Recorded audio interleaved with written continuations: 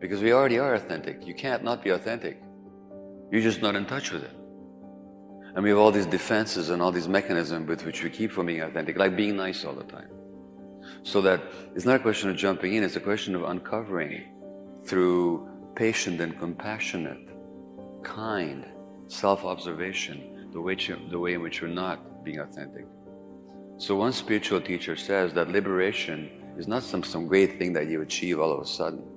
Liberation happens every time that you realize that you're not your personality. There's always fear in moving towards authenticity because we've been taught since children to be afraid of our authentic selves. Because if we're our authentic selves, we're going to lose the world. That's the fear. There's always going to be fear there, and that fear has to be confronted. It has to be recognized, understood, and accepted. And Celia said, the biggest stresses of human beings are emotional ones, and the biggest stress of all is trying to be who you're not. But how long ago did you find that out? You're still new at it. You're still learning. So instead of being frustrated with yourself about, like when you say, why am I still like that? Now there's two ways to ask that question. If you say, why am I still like that? If I said to you, why are you like that? Is that a question or a statement? It's a statement. And what is the statement saying? You're not good enough. So when you ask it like that, you're accusing yourself. You're not actually asking a question. You're making an accusation against yourself that you're not good enough. There's another way to ask the same question. I could ask you, gee, I'm curious. Why do you do that? Why are you like that? Well, what do you suppose, is behind that? Is that a question or a statement? That's a question. Which one do you think you're more likely to answer? If I say to you, why are you like that? Why are you still doing this? Or what if I said to you this? Here it is, here's your 30, and you're an intelligent woman, and you've learned all these things, but I'm noticing that despite what you've learned, you're still doing some of the same things that you used to do before. Now, why do you suppose that is? Now, that's a question. Which one do you think you might more open up to? It's the first way of putting it or the second way? So that's the first thing is, you've got to ask yourself the right way. In other words, you have to ask it with compassion. Remember I said compassion for yourself. Compassionate curiosity. Say, why am I like that? That's not a question. That's a statement. I already know. I'm like that because I'm not good enough. But if you ask it compassionately with curiosity, then you might be able to come up with the answer. So I suggest that every time that question comes up for you, ask it with that compassionate curiosity rather than as a self-accusation. Then the answer will come to you. Because otherwise, because if I attack you, what are you going to do? You're going to defend yourself. But if I treat you with compassion, you're going to open up. There's a spiritual teacher who says, he says that only when compassion is present will people allow themselves to see the truth. So if you want to see the truth, you need to be compassionate with yourself. So if we want to overcome our habit energies, now for you to suppress yourself in the presence of some people is just a habit that you've learned very early in life, that before you had any choice in the matter. It's ingrained in your brain. There's brain circuits who are telling you that if I'm authentic, that's not good. Those are your habit energies. So that's an automatic behavior for you. And that automatic behavior is there despite what you know intellectually, despite what you've learned. So those habit energies in certain situations will get triggered. Unless you train yourself very patiently.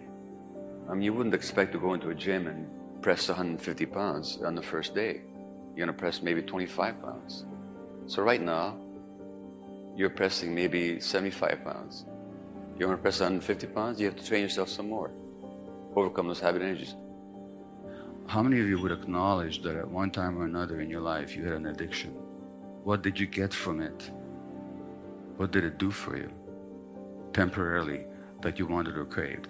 What was the benefit, the so-called benefit that you got from it? Pleasure is something we all want. In fact, it's necessary for life. The real question is, given God's green earth and everything in it, why did you lack pleasure in your life? Numbing. When do people have to be numbed? It's when you go to the dentist. It's when you're going to have pain. So it's a response to pain. And comfort, again, is something that's a totally normal human aspiration. The problem is that you were in so much discomfort that you didn't know what to do with it. And so that we see that the addiction is not a choice that you made, nor is it a disease that you inherited. It was an attempt to solve a problem. The problem of pain, so you had to be numbed. The problem of lack of pleasure, of alienation, of boredom. The problem of discomfort. If we want to understand why you lacked comfort, why you lacked pleasure, why you had pain, we have to look at your life. And these factors always goes back to childhood trauma in every single case. This is what we don't learn. We don't learn that human experience is shaped, or human functioning is shaped by human experience in the world. Yet another study talking about pain that shows that people with adverse childhood experiences are much more likely to have chronic pain as adults. Now I could go into the physiology of that, it's very straightforward, but nobody teaches you that. So all you see is a drug seeker. You don't see a traumatized person whose physiology is responding to painful childhood experiences. The difficulty that we have is that we have trouble understanding people with different formative experiences than ours. And precisely because, if I look at something like addiction, as you could see from the show of hands here, it really is a matter of a spectrum, and we're just about all of us are on the spectrum. But precisely because we're all on the spectrum, and we think we could deal with this in our own life, we say, well, why couldn't they deal with it in their own life? We're full of judgment. Why couldn't they deal with it? If you've never been profoundly depressed, you don't have an idea what it's like to be depressed. You have no idea what it's like to have life be utterly drab and meaningless and threatening, to the point that you might even want to leave life, to the point of trying to kill yourself. Because it is on a spectrum, and we've all felt down sometimes, we've all felt alienated sometimes, but we snapped out of it. And we have no idea what it's like to be deeply into it, where choice no longer exists. And so we have great difficulty understanding people whose brains give them a different experience of life. If you look at what actually triggers stress, the significant factors that trigger stress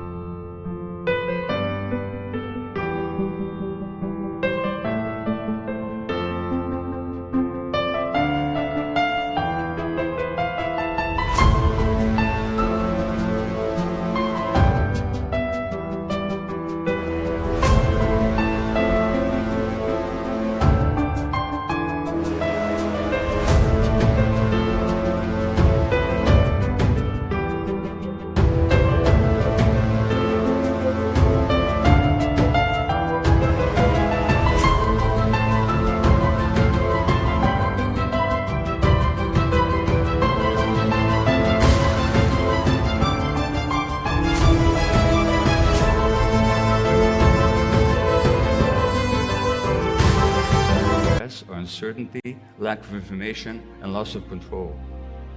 Now, what happens in a culture where the economy is going on a tube, where decisions are made far away by people who don't even know you and you don't know who they are, and your life is very much affected by these large forces over which you have increasingly a sense that you have no control or even influence over?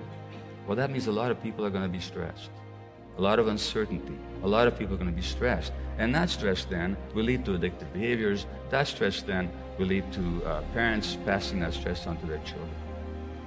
Alienation. which is a separation, being a stranger to something. And you're an alien to something. And Marx said there were four alienations in this culture. One is we're alienated from nature. At a conference dedicated to looking at the physical and the natural environment, I don't have to say much to you to show how alienated we are from nature when we're destroying nature itself. The second alienation is from other people. And that means we have less contact, we have less intimacy, we have less trust, we have less of a sense of relationship. And that, of course, as I've shown you, leads to increased propensity to illness, physical and mental. We are alienated from our work. A lot of people no longer do work that has any meaning to them.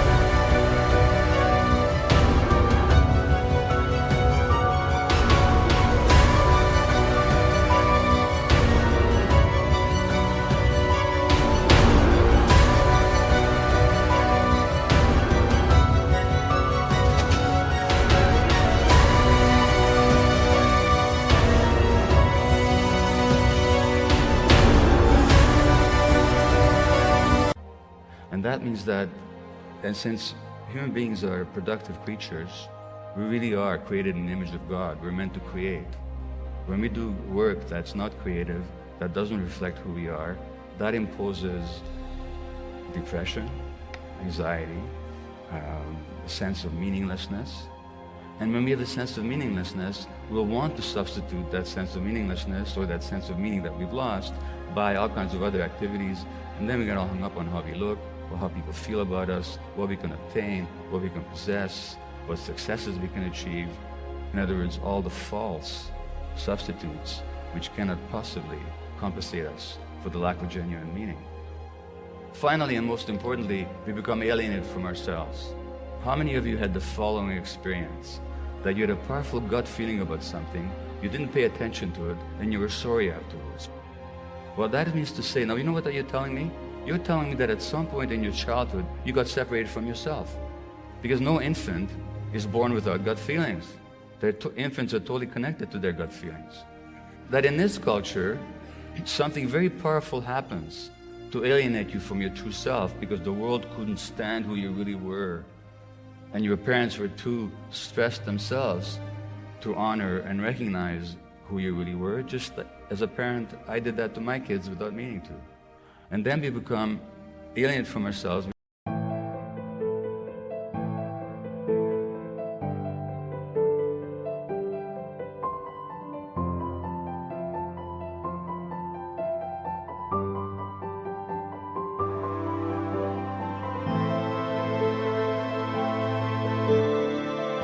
Shut down our gut feelings, and our gut feelings are not luxuries, you know. They tell us what is right and what is wrong. They tell us what is dangerous and what is friendly. They tell us what is safe and what is dangerous. And they tell us what is true and what is false. So when we're alienated from our gut feelings, we no longer have a sense of reality, no longer have a sense of truth. Well, the good news is that human beings can regain their sense of connection to themselves, just as we can regain our sense of connection to our nature. And empathy, which is a genuine human quality, is in us. We're actually wired for empathy. That's our nature as human beings. So contrary to the myth in our culture that we're separated individual, aggressive, competitive creatures, we're actually wired for empathy, wired for connection, wired for love, wired for compassion. Let me talk to you about stress for a moment. So stress has three components, and this is maybe the takeaway. There's the external event called the stressor. It depends on the individual of how they perceive and experience a particular event. So the first component of the stress reaction is the event, okay? The third and final component of the stress reaction is the physiological stress response, with the adrenaline, the cortisol, and the nervous system, and the gut, and the heart, and really the whole body. But in between the external event and the physiological reaction is what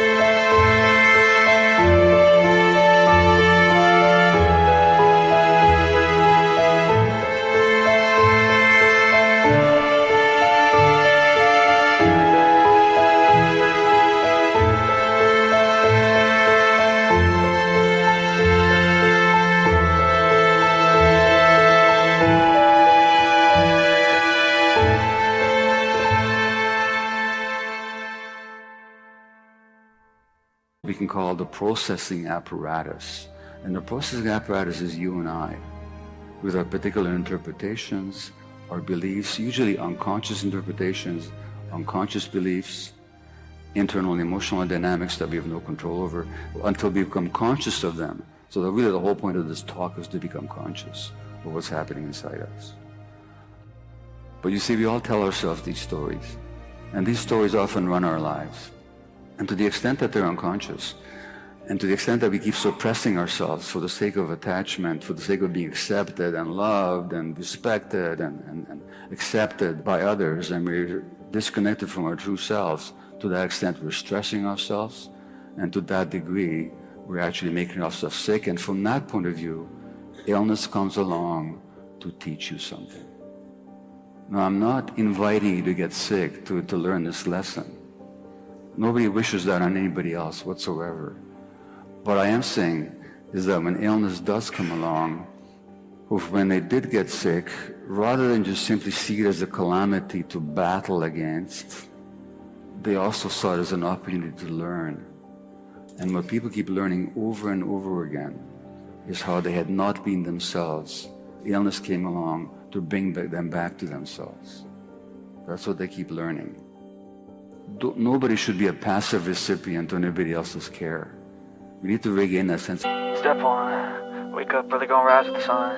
Step 2, get some good, some food in you. Step 3, think real hard about what you wanna be.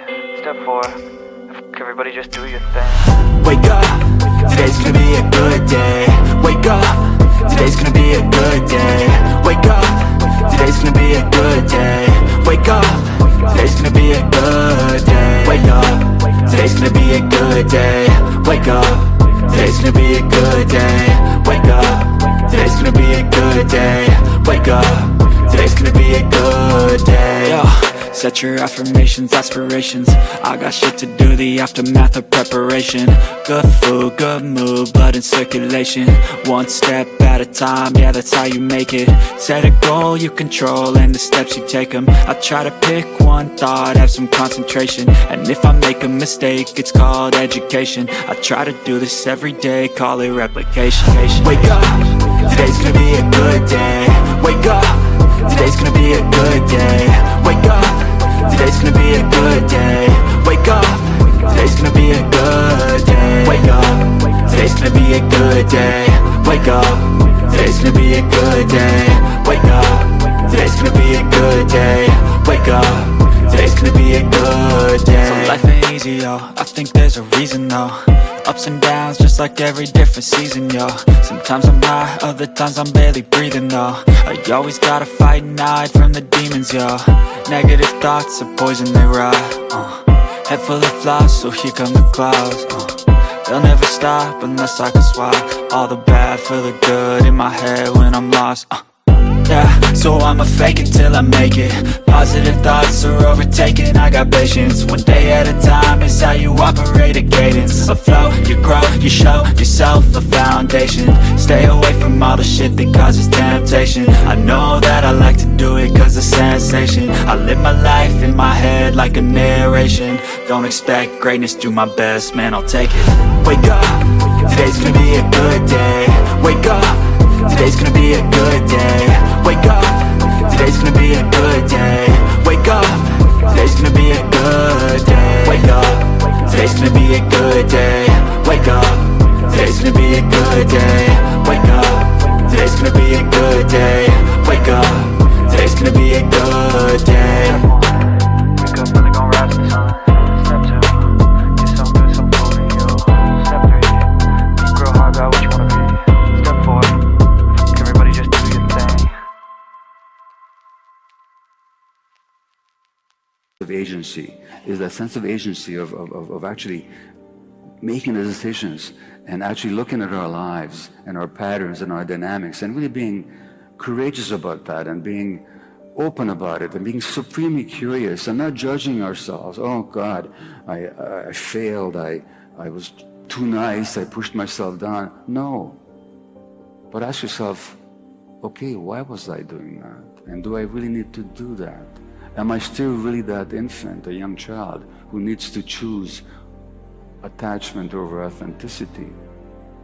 And yes, I may lose some friends who are used to me being this particular way, and that's what they signed up for. But my true friends will celebrate me. And the biggest stress of all is trying to be something other than who you are. So if this takeaway lesson here, it's get to know who you are and be who you are. The true self, the authentic self, is never lost. In fact, there's a very interesting word that we use when it comes to illness or addiction. What's the word that we use when people get better? They recover. What does it mean to recover? It means to find something. Well, if you find it, it means it could never have been lost in the first place.